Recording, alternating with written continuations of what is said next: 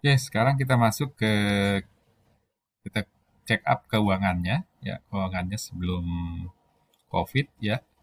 Ini kalau kita lihat bahwa cicilan yang dipunyai dalam sebulan dengan gaji 20 juta itu idealnya berapa sih? Nah, kalau idealnya dari MCC manajemen keuangan itu sebenarnya adalah di level 6 juta atau mentok-mentoknya itu adalah di 8 juta ya. Nah, sedangkan kalau kita lihat sekarang bahwa cicilannya dia itu adalah 9,5 juta atau ini kita sebutnya dengan terlalu over ya.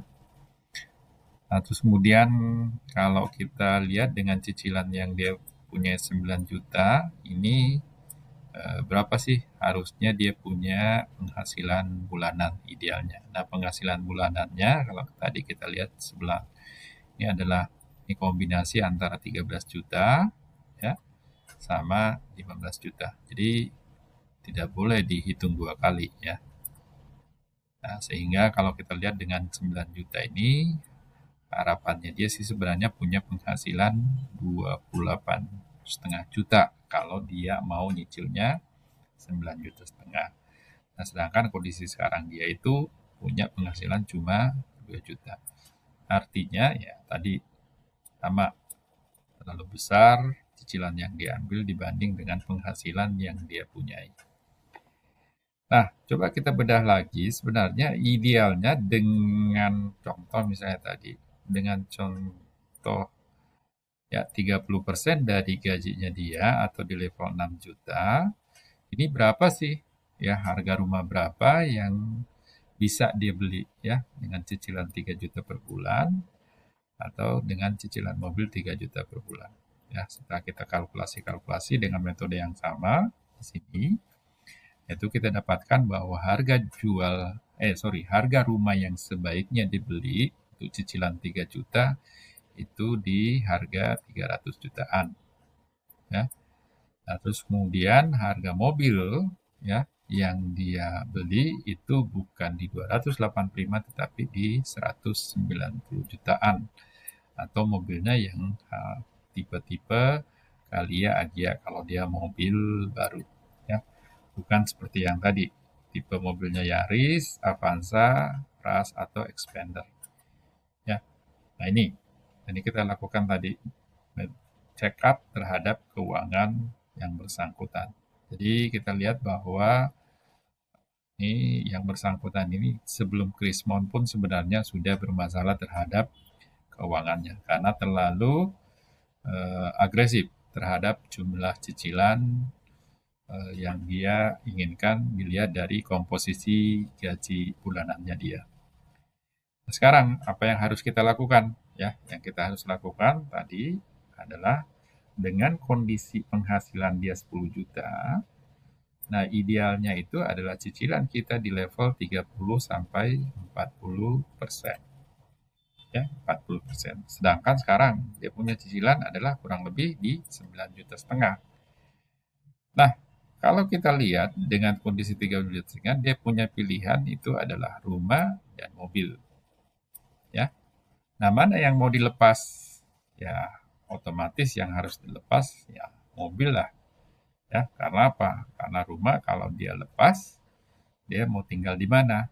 Nah, sedangkan kalau mobil mungkin dia masih bisa gantikan dengan motor. Atau kalau dia mau kerja, dia bisa naik bus, bisa naik Gojek, ya masih ada alternatif.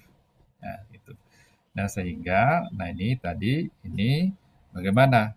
Dia harus melakukan 1-2 bulan ke depan yang bersangkutan harus ya ke bank atau ke leasing tempat dia mengambil mobil tersebut.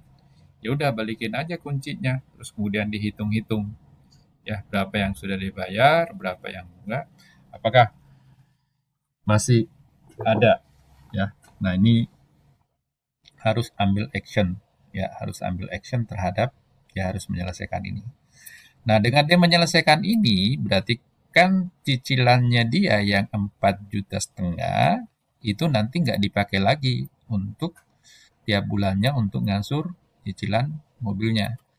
Nah, yang dilakukan apa? 4,5 juta ini nanti bisa dipakai untuk kebutuhan hariannya dia. Nah, tadi kan di sini sisanya kan tinggal 500.000 nih, ya. Nah, ini 4,5 juta ini nanti bisa dipakai juga untuk ya kehidupannya dia.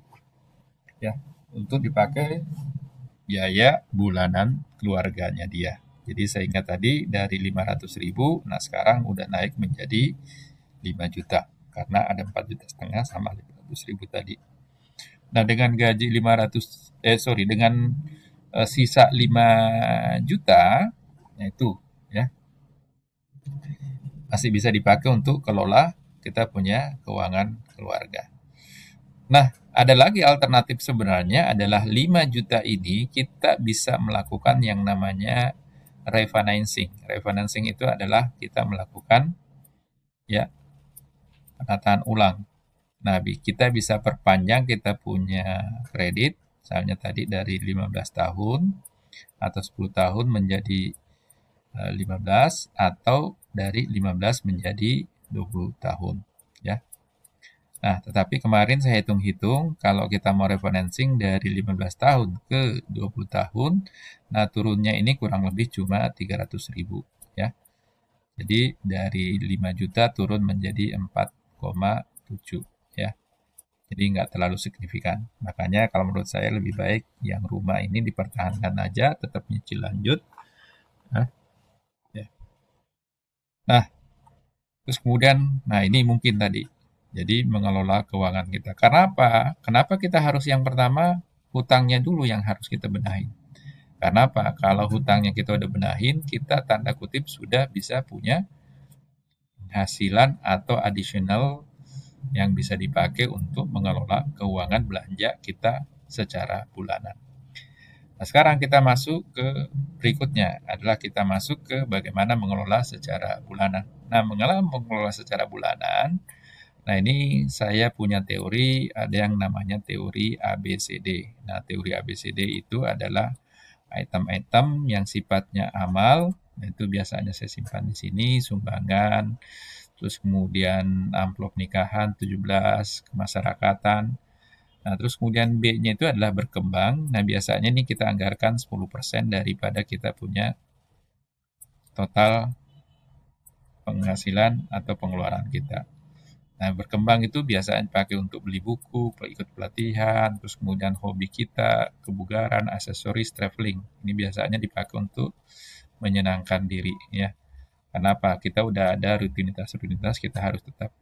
Nah, yang C ini yang ya. Nah, ini yang berkembang ini biasanya kita alokasikan 20% ya. Nah, yang C ini adalah cicilan. Nah, cicilannya tadi bisa dalam bentuk tabungan, cicilan rumah atau cicilan mobil atau motor, emas, saham dan reksadana. Nah, terus kemudian yang terakhir adalah D, daily cost. Nah, ini kita anggarkan ini 40%. Nah, terus kemudian ini dalam bentuk makan harian atau kalau misalnya masih kos-kosan ini uang bensin, cicilan elektronik, elektronik itu masuknya di sini.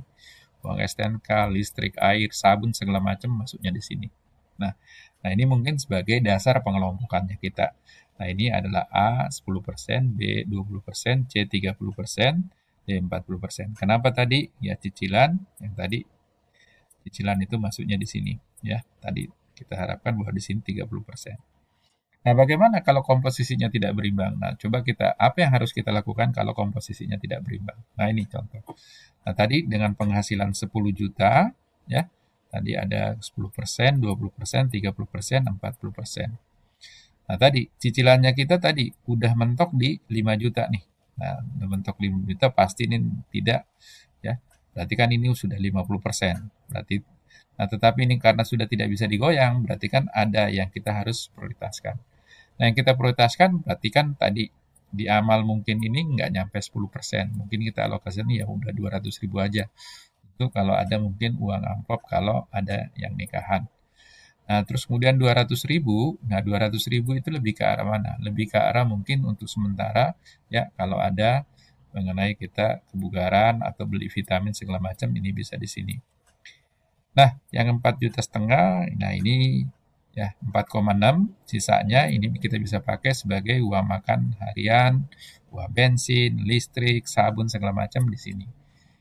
Nah, karena tadi ini sudah tetap, ya, konsisten, maka yang perlu lakukan pengurangan dari sebelumnya itu adalah di bagian amal, bagian berkembang, terus bagian maksimal. Nah, bagian maksimal ini adalah biasanya kita akan ngambil di pokok untuk kesehariannya kita aja.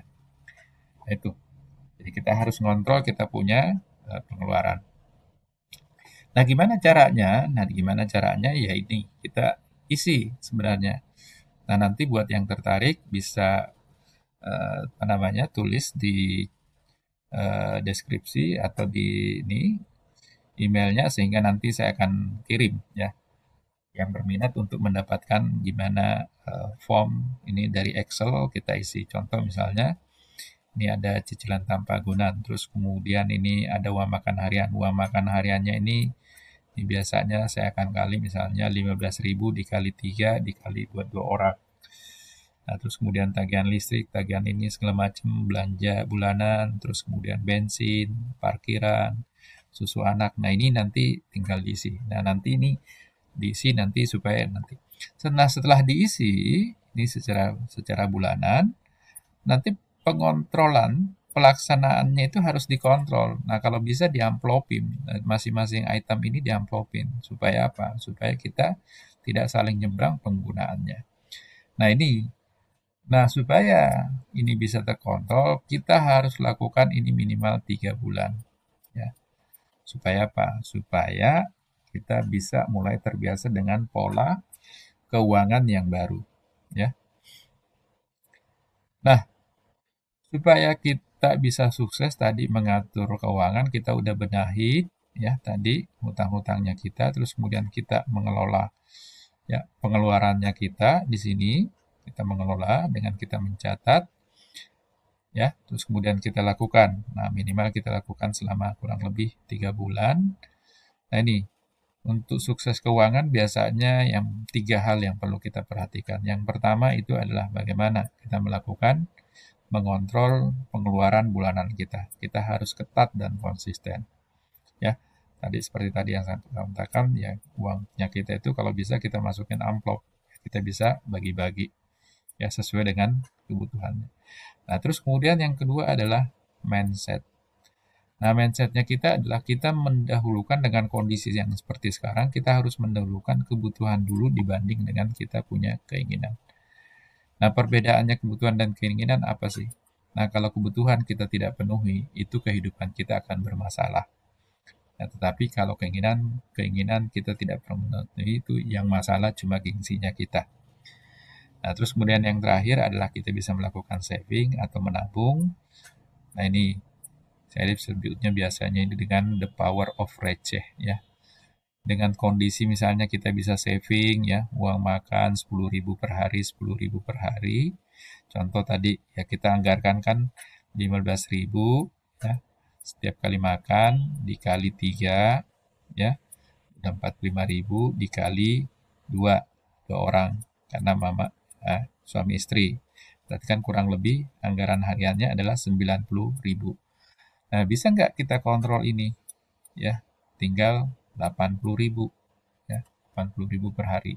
Nah, sisanya kan ada 10.000. 10.000 kalau dikali 30 hari ya, itu hasilnya adalah 300.000. Nah, ini yang saya sebutnya dengan the power of receh. Nah, itu mungkin sedikit tips yang dari saya buat teman-teman kalau misalnya ada yang tertarik atau ada yang punya kasus, silakan tulis nanti di deskripsi kasusnya seperti apa. Nanti kita coba ulas, kita coba selesaikan dengan studi kasus seperti ini. Saya berharap bahwa ilmu ini bisa bermanfaat buat teman-teman semuanya. Terima kasih. Assalamualaikum warahmatullahi wabarakatuh.